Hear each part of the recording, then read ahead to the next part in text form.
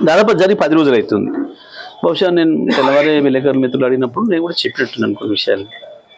కానీ ఇవాళ కాంగ్రెస్ మంత్రుల హడావుడి చూస్తే నాకు ఎందుకు ఆశ్చర్యం ఇస్తుంది. మరి ఇదేదో ప్రత్యేకంగా ఉద్దేశపూర్వకంగా ఏదో ఉద్దేశాన్ని పెట్టుకొని చేస్తున్నట్టుగా ఎందుకు కనబడుతూ ఉంది. మరి ఇన్ని రోజులు వీళ్ళు వాటర్లో నీళ్ళు కలుపుకుంటున్నారా?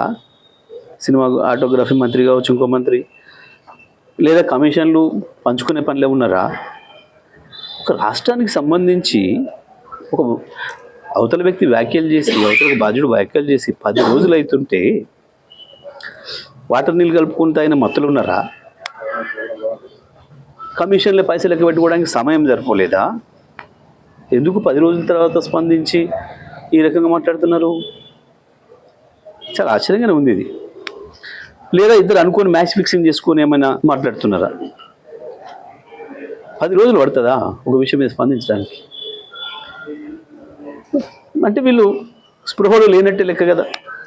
బహుశా ఆ రోజుకో ముందు రోజుకో స్పృహ తప్పి ఉన్నట్టున్నారు వాటర్ నీళ్ళ ప్రభావంతో. బహుశా ఇవాళ మెలకొచ్చినట్టుంది. ఇట్లాంటి వాళ్ళు రాష్ట్రాన్ని నడితే కష్టమవుతుంది. ప్రజలు కూడా గమనించాలి ఎటువంటివి. ఎంత సోయి లేకుంటారు వీళ్ళు. గోదావరి నీళ్ళ విషయం వచ్చినప్పుడు, బనకచెర్ల విషయం వచ్చినప్పుడు అదే పద్ధతుల్లో మేము స్పందించిన తర్వాత గవాల లేచి మాట్లాడినారు. కృష్ణ నీళ్ళ కేసులు వచ్చినాడు, మొత్తమే కేంద్రం చేతుల్లోకి పెత్తనం తీసుకుంటుంది కృష్ణ నీళ్ళ పైన అన్ననాడు. మేము మాట్లాడినప్పుడు బుకాయించారు. చివరికి కేసీఆర్ గారు వచ్చి నల్లగొండలో 1,00,000 మంది రైతులతో మీటింగ్ పెట్టి మీరు చేస్తారా మేము ఉద్యమించాలంటే గవాల తెల్లారి అసెంబ్లీలో పెట్టి మళ్ళీ తీర్మానాలు చేశారు. తెలంగాణ హక్కుల పట్ల, తెలంగాణ ఆశల పట్ల, తెలంగాణ ఆకాంక్షల పట్ల వీళ్ళకి ఏమాత్రం సోయి లేదు, బాధ్యత లేదు. ఇవాళ ఉన్న ప్రభుత్వానికి కేవలం కమిషన్ల దందా కొరకు, ప్రభుత్వాన్ని ప్లాట్ల దందా కొరకు వాడుతున్నారు. ఉన్న భూముల్ని మందికి అప్పనంగా అప్పచెప్పి వాళ్ళ బొక్కసాలు నింపుకోవడానికి వాడుకుంటున్న ప్రథమేం తప్ప అసలు ఏమాత్రం సోయి లేదు, జ్ఞానం లేదు. ఇవాళ ఏందో సినిమాలు ఆపుతాం, సినిమాలు నడవు, ఏం నడవు, నీ పొందనడు సినిమాలు ఆయన విమలు ఆయన కుంటారు. నువ్వు వద్దంటే ఆగరు, చూస్తారు. అది కాదు నువ్వు మాట్లాడాల్సిన మాట. మనం మాట్లాడేది కూడా ప్రజాస్వామికంగానే ఉండాలి. మనం మాట్లాడేది కూడా ప్రజలు నచ్చినట్టు ఉండాలి. కేవలం సెన్సేషన్ కొరకు, కొద్దిమంది వినోదాన్ని కలిగించడం కొరకు, ఛానళ్ళలో కాసేపు టైంపాస్ చేయడం కొరకు మాట్లాడే ఈ బాధ్యత లేని మంత్రులు ఉంటే ఇట్లనే ఉంటుంది ప్రాంతం పరిస్థితి. నేను చెప్పేది పవన్ కళ్యాణ్ గారికి సలహా ఇచ్చేది ఉపసంహరించుకుని చెప్తే మంచిది సార్.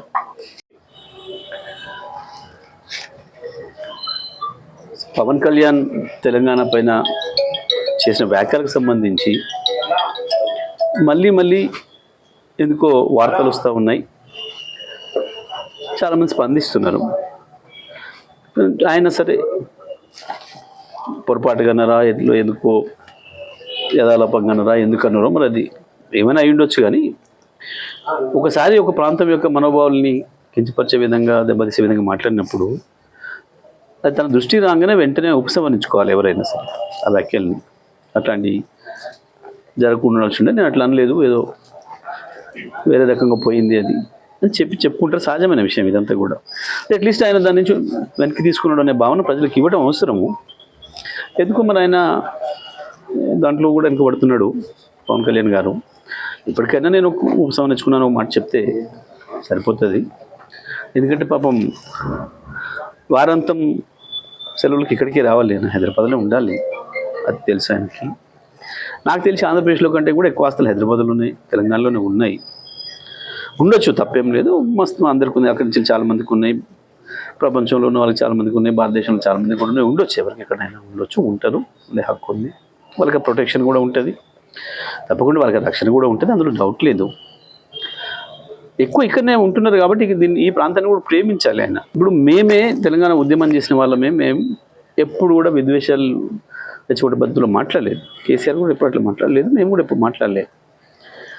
ఉద్యమ సందర్భంలో కొంత క్రాస్ టాక్ వస్తుంది, అప్పుడు కూడా మేము చాలా సంయమనంగానే ఉన్నాం. సరే 10-12 ఏళ్ళు అయిపోయింది. తెలంగాణ తెచ్చుకున్నాక మా పరిపాలన ఏందో చూసిండ్రు ప్రజలు. కేసీఆర్ దీక్ష దక్షతలు ఎన్నో తెలిసినాయి. కేసీఆర్ ఆ ప్రాంతం పట్ల ఎట్లా ఉన్నారు చూసిండ్రు.